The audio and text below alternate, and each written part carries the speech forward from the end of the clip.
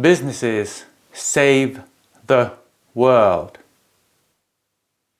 If that sounds a bit like something that a marketing department has come up with quite small budget, you might be right, and I like your thinking. But if we turn it the other way around, we can say that without businesses, the world will not be saved. Do you agree now? The official name of this lecture series is Sustainability Trends in Business. And I agree, the name is not that flashy, but there is a reason behind that. This is a university course, and I don't think that the university bureaucrats would have liked me if I told them that the name of the course should be Businesses Save the World. There might be two different reasons why you're watching this video. One of them is that you are one of my students, which sort of makes it compulsory for you to watch the videos, or then you're just curious, what is it about that I'm talking about? So, let's see. For my students, just a couple of pieces of information, how to pass the course, because I think you want to have the valuable credit points. As a summary, you have to keep a learning diary on these lectures, but the most important thing during this course is a teamwork. And the topic of the teamwork is that you will have to come up with a startup idea that is a great startup idea as a startup idea in 2030 or in 2040, not necessarily today, but in the future. And that startup of yours will need to make the world a better place. So you will need to think about the future. You will have to jump into the future. And this is what this course is about, how the future looks. You will get more complete instructions on how to make that teamwork and all the other practical aspects of the course regarding dates and deadlines and so on through another channel. We are not going to bore the other viewers by that information.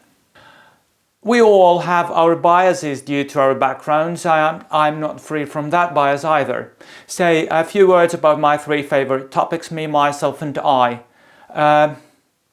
Ville Voipio, Professor of Practice at Turku School of Economics, Turku University. But that is only a part-time work. In addition, I'm a board professional and a sustainable business evangelist. My background is actually in engineering, not in business. I did my PhD in metrology, and metrology is measurement technology, not to be mixed with meteorology, which has a couple of letters more, which is weather science. Coincidentally, I happen to have some connection with metrology of meteorology, which makes things more complicated. But metrology, measurement science, is a very practical thing, and at the same time it's very close to the core of physics. So it's very much physics, but it's also very much practice. During my professional career, which has been mostly outside of the academia, I have been a CTO, CEO in small and medium enterprises, tech enterprises, and I'm a board professional, as I mentioned. I've got several board seats and chairs in different sizes of companies, ranging from small startups of about 0.5 million euro sales to a publicly listed company of 0.5 billion euro sales. And also, I try to make the world a better place by being in the board of some NPOs, not-for-profit organizations, such as the Climate Leadership Coalition, which is an organization of mostly large companies which are trying to go towards net zero in their emissions and also trying to curb the biodiversity loss issues. What I believe in the laws of physics. That's easy, because no one has been able to break them. And I believe in market economy. Market economy, why that? It's of course a more controversial choice, and you can argue that it's not the only possible choice, but to my knowledge, market economy is the best known way to allocate resources in a complex system. And actually allocating resources is what we need to make the sustainability transition. So the North Star of my life is sustainability, to make the world a better place. And I do it through technology, innovation and business.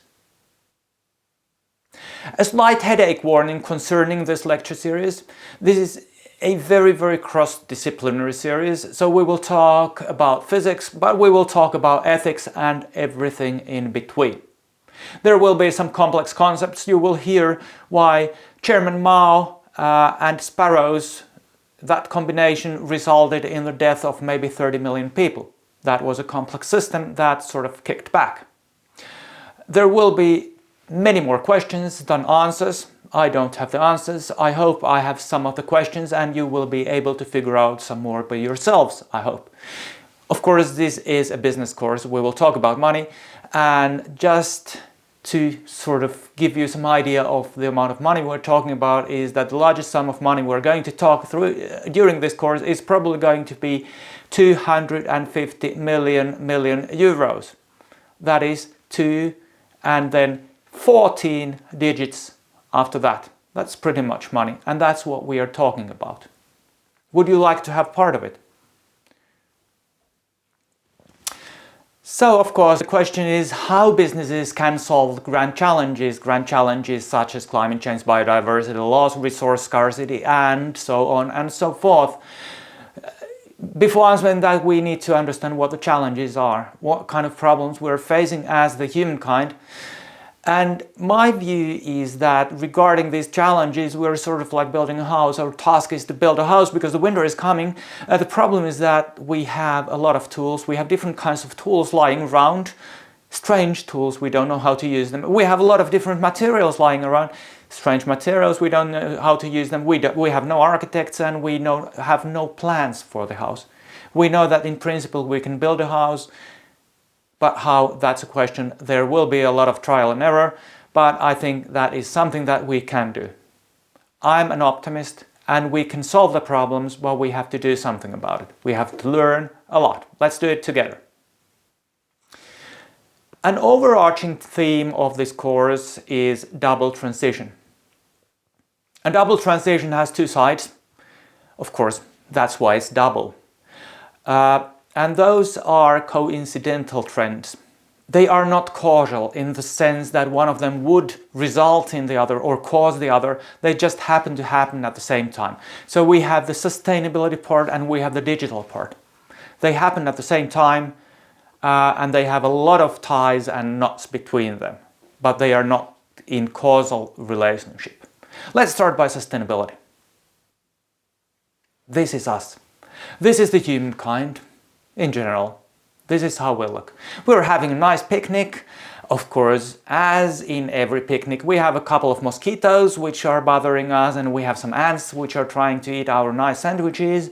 And there is this argument of whether this wine is great with the camembert, or should someone have brought the brie, and why didn't anyone bring anything sweet? But you know, basically it's a picnic. Everything is going nice. But if we step back and look at how the situation looks. It looks like this. And of course, I could describe this image of having extremely dangerous beasts that are destroying everything around them, and then we have some furry animals around them. Okay, there is a point in there as well, but actually here what I'm talking about is that we have a lot of symbolic beasts such as climate change, biodiversity loss, black soot, ozone acidification, plastics in oceans, and so on and so forth. A lot of environmental challenges we have to respond to. And they don't go away by just, sitting on our hands and ignoring them and thinking, okay, this will solve by itself. No, it won't. It's getting better. It's getting worse every day. It's getting every day worse. We are using our own global junkyards, such as the atmosphere and the oceans, every day. So we have to do something about that, not just having our picnic, if we want to have our picnic in the future. That is. What does this mean to businesses? Well, the sustainability transition will disrupt energy and material.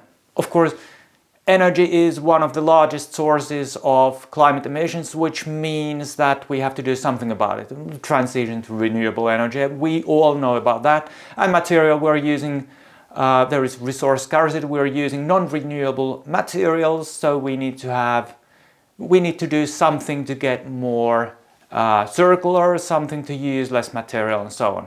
So it will disrupt energy and material. But it will also require new skills and mindsets. We have to understand it and we have to be able to think of that. It must be embedded into everything.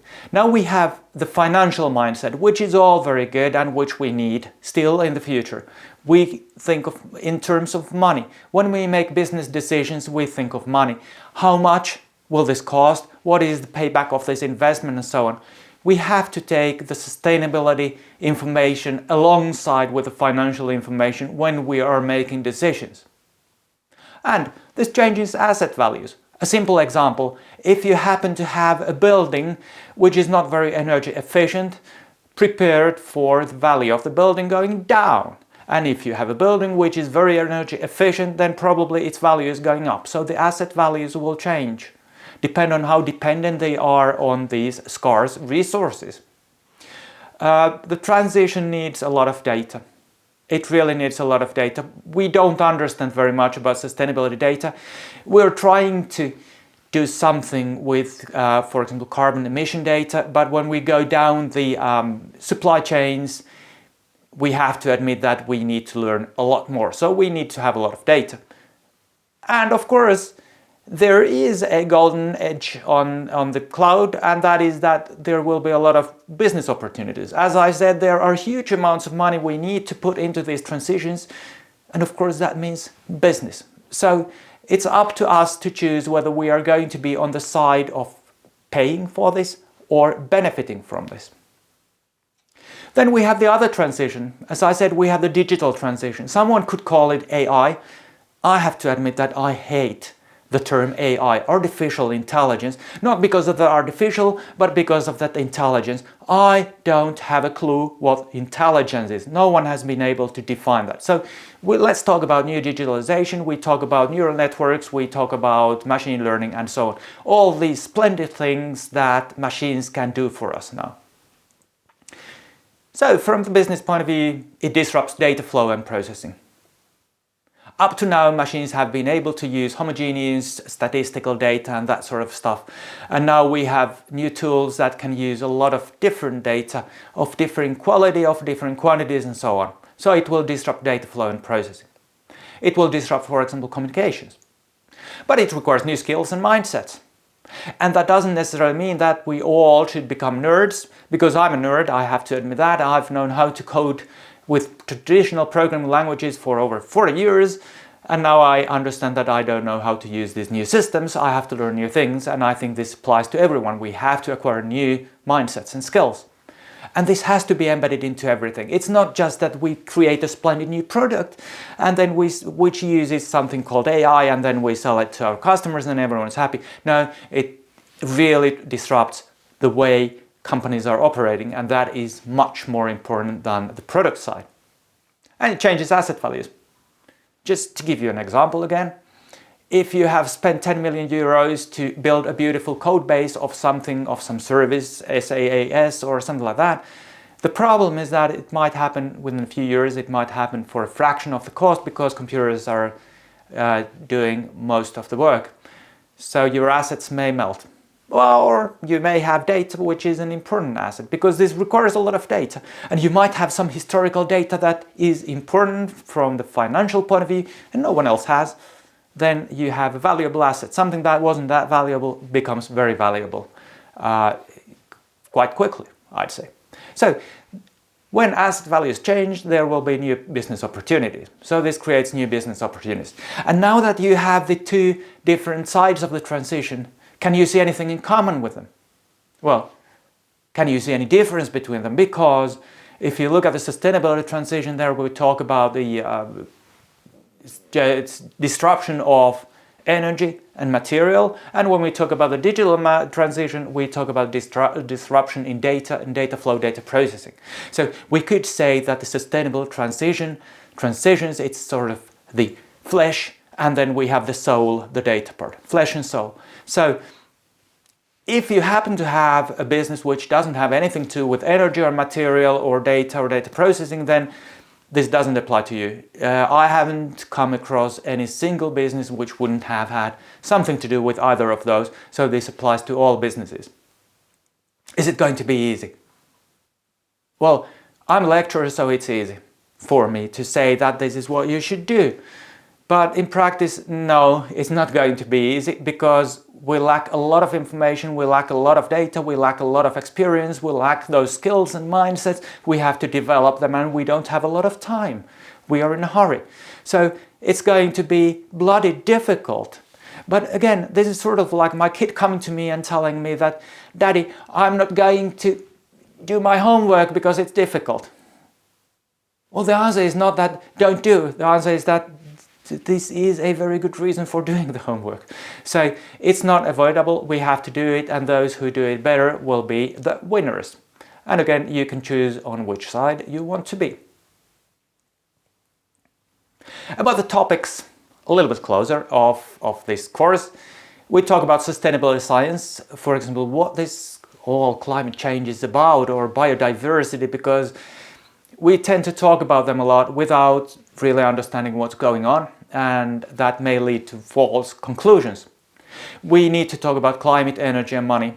That triad, those three things, they go together. It's very difficult to talk about them without understanding all three perspectives.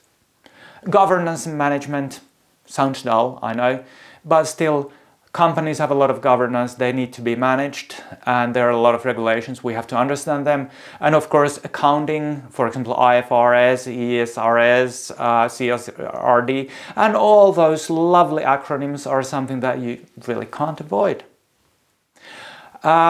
We'll talk about resource use, where the world gets the resources from and where we use them and what we should do in the future, what we can do in the future. Energy markets is an important issue because energy again is the largest source of carbon emissions, and we need to be able to, for example, electrify our societies. So understanding energy markets, who sells, who buys, where the money flows, is of paramount importance. There are some social or demographic megatrends that will have an impact, a significant impact on how the future will look. Of course, energy technology. Well, you know, renewable energy, but is there something new brewing up? Is there something that we can expect to happen in the future? New digitalization, so whatever I won't call AI. And then greenwashing, a splendid topic because that happens a lot and that will happen a lot in the future. Future technologies, there might be something I call the technology rabbits out of hat. You know, a magician draws a rabbit out of a hat and then we have something important, something that will be a game changer. Is there something? Yes, might be, I don't know, but let's have a look at those as well. And then sustainable business models, sharing economy, circular economy. Again, buzzwords that float around, but what are they really about, and are they going to disrupt everything we do? Is the world going to be very different when we wake up in the morning in 2040? A few words about these lectures. First of all, as you see, there are a lot of different topics, a lot of different fields, and if I played golf, I would not hit 18 hole-in-ones in one round. So I'm not a magician, which means that I'm not a deep specialist on every of those fields. I try to do a lot of fact-checking, especially with numerical data. I love numerical data because that gives you a good basis for calculations which may help you understand the world. But the numerical data available is sometimes of low quality, it's difficult to find. I have found errors of 3 orders of magnitude, so that is a factor of 1,000, in quite reputable sources. And I've tried to be careful, but if you find out that I have errors in my data, please, please, please tell me so. It's not on purpose, I don't have an agenda. I try to depict the world as it is and as it will be. And regarding these videos, my social media production crew consists of 1 part-time person. So I do apologize for all technical glitches. If the color grading is bad, then it's really my fault. But if there is something that prevents you from understanding what I say, bad audio quality, awful videos, or something like that, please let me know so that I can fix it. And of course, if you want to give me tips how to make this better, I'm very grateful for that. This beautiful painting is by Michelangelo. This actually resides in the Vatican City. But the painting depicts the School of Athens, or the Plato's Academy, which is sort of a proto-university. Some scholars think that it was the first university in the world. And what made it a university was that it was a group of people who collected together and started talking about important issues, philosophy and whatever science was around at the time. It was about 2,400 years ago. But the important thing was that Plato's Academy emphasized the diversity of perspectives and the discussion of alternative views. And that was sort of a difference from the earlier tradition of the sophists, who said that we have a master who knows everything, and then we have the students who listen and learn. And that way we don't create a lot of new knowledge, do we? Or understanding, or mindsets, or skills. So when I talk about interpretation, there is a lot of material that is just my interpretation, and I'm not offended if someone interprets the data differently. Of course, then we can have a fruitful discussion or a dialogue on that. So please use all the channels available for feedback. You can use this YouTube video, you can comment on these videos, or you can send me email at ville.voipio@utu.fi, that is universityofturku.fi. This is all for the introduction. I thank you for watching, and please stay tuned.